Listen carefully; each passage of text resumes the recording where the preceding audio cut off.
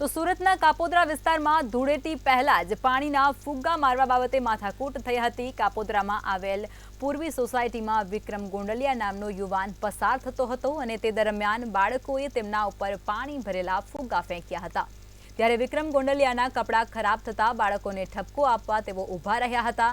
ત્યારે યુવક પર 3 જેટલા ઇસમો ચપ્પુ લઈ અને તૂટી પડ્યા હતા, જેમાં યુવકને ઈજા થતા તેને હોસ્પિટલે ખસેડવો પડ્યો હતો। જ્યારે સમગ્ર મામલે પોલીસ ફરિયાદ થતા 3 બાળ કિશોર હુમલાખોરોને ઝડપી પાડવામાં આવ્યા હતા।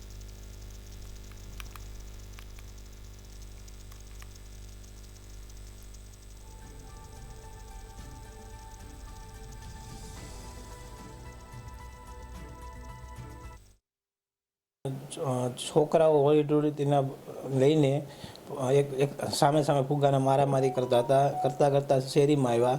એટલે મેં સમજાવવા ગયો કે ભાઈ આ બધું બહાર રમો, અંદર નહીં। એવામાં એક છોકરો દોડી છરી લઈને આવ્યો, ઉગ્ર સીધી લઈને એને ગળા ઉપર મારવાની કોશિશ કરી, લાગી બી ગઈ અંદર।